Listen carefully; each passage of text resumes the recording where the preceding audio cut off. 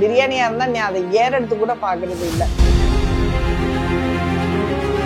அந்த சட்டியில அந்த ஈரலும் நல்லி முள்ளும் வந்துச்சுன்னா டபுள் ஓகே. பாய் வீடு அப்படின்னாலே பிரியாணி அப்படின்ற மாதிரியே தான் சொல்லிட்டு இருப்பாங்க. எனக்கு தெரிஞ்ச அந்த அளவுக்கு மோகம்லாம் எங்களுக்குலாம் இல்லை, அப்படியே மூஞ்சில் அடிச்ச மாதிரி இருக்கும். காயல்பட்டினத்துக்கு அந்த கலரி கறிக்கு ஈடு இணை எதுவுமே இல்லை. நடுசாமத்துல பிரியாணின்னு தான், கற்கல்ல 3 மணிக்கு பிரியாணின்னு தான். ஆனா கலரி கறி அப்படிலாம் கிடைக்காது. அந்த மாதிரி வரிசையா உட்காந்து சாப்பிட்டீங்கன்னா நல்லி முள்ளு அவளுக்கு வந்துருச்சு, எனக்கு வரல நல்லி முள்ளு.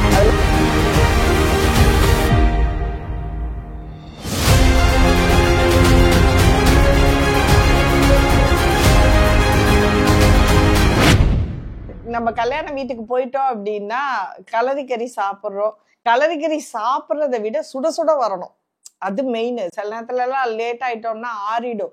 அதனாலேயே 1:30 மணிக்கு சோறா 1 மணிக்கெல்லாம் ஓடிடுவோம். முன்கூட்டியே விழுந்தடிச்சு போய் அந்த கலரிக்கறி இருந்தா மட்டும்தான், கலரி சாப்பாடா இருந்தா மட்டும்தான். பிரியாணியா இருந்தா நீ அதை ஏறெடுத்து கூட பாக்குறது இல்லை. கல்யாண சாப்பாட்டுக்காக எங்க அம்மாவும் பெரியம்மா தான் என்னை அழைச்சிட்டு போயிருந்தாங்க. ஸோ அங்க போயிருக்கும் போது பெரியம்மா பொண்ணும் நானும் ஒரே செட்டு. அவன் எல்லாமே பக்கத்துல தானே உட்காந்து சாப்பிடுவோன்னு. வர்ற தாளத்துல என்ன கறி வந்திருக்குன்னு நமக்கு தெரியாது. ஸோ அதை நாங்க ஷேர் பண்ணிப்போம். உனக்கு இந்த வந்துருச்சுன்னா மாங்காய் வந்துருச்சுன்னு காமிச்சிட்டு காமிப்போம். அவளுக்கு நல்லி முள் வந்துருச்சு, எனக்கு நல்லி முள் வரல.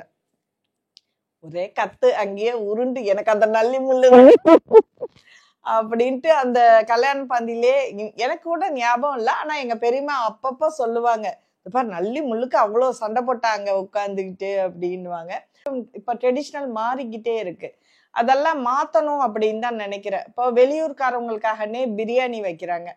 ஸோ அதெல்லாம் இல்லாம எங்க ஊர் பழக்கத்தை மற்ற ஊருக்காரவங்களும் சாப்பிட்டு பழகணும். இப்போ எங்க ஊருக்கு வந்தவங்களுக்காகனே வெளியூர்காரங்க வராங்க பிரியாணி வைப்போம் அப்படின்றத வைப்பாங்க.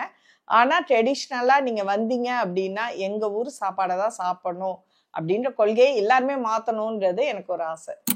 கல்யாண வீடு அப்படின்னாலே நிறைய பேருக்கு ஒரு இது இருக்கும், மாய மாதிரி சொல்லுவாங்க. பாய் வீடு அப்படின்னாலே பிரியாணி அப்படின்ற மாதிரியே தான் சொல்லிட்டு இருப்பாங்க. எனக்கு தெரிஞ்ச அந்த அளவுக்கு மோகம்லாம் எங்களுக்குலாம் இல்லை, அப்படியே மூஞ்சில் அடிச்ச மாதிரி இருக்கும். எனக்கு எல்லாம் கலரிக்கறியா அப்படின்னா ஒரு டெம்டிங்கா இருக்கும். அது எந்த இருந்தாலும் காயல்பட்டினத்துக்கு அந்த கலரிக்கறிக்கு ஈடு இணை எதுவுமே இல்லை. அது பிரியாணில அடுத்ததுதான் அப்படின்னு சொல்லுவேன் நான். கலரிக்கறி நம்ம 1 கிலோ வீட்டுல 1/2 கிலோ 1 கிலோ சமைக்கிறத விட இந்த கல்யாண வீட்டுல ஒரு 5 கிலோ 10 கிலோ அந்த மாதிரி சமைக்கிறாங்க பாத்தீங்களா, அதுல பாத்தீங்கன்னா அவ்வளோ டேஸ்டா இருக்கும். அந்த சட்டியில அப்படி மேல எண்ணெய் மிதக்கும், அந்த ரெட் கலர்ல இருக்கும் அந்த கலரிக்கறி. கல்யாண பந்தியில அவ்வளோ பேர் பண்ணும்போது அந்த டேஸ்ட் அப்படி ரொம்ப டெம்டிங்கா இருக்கும் நமக்கு.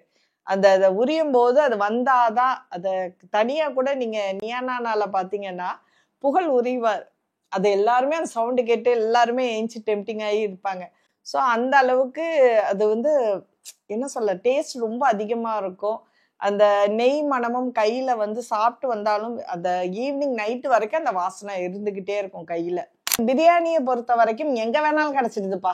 நடுசாமத்துல பிரியாணின்றா, கற்கல்ல 3 மணிக்கு பிரியாணின்றா. ஆனா கலரி கறி அப்படிலாம் கிடைக்காது.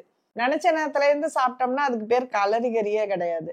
நம்ம வீட்டுல நம்ம செஞ்சு சாப்பிட்டாலும் அது அந்த சகன்ல உட்கார்ந்து சாப்பிடுற மதிப்பே தனிதான். அது ஒன்னா சேர்ந்து சாப்பிட்டோம்.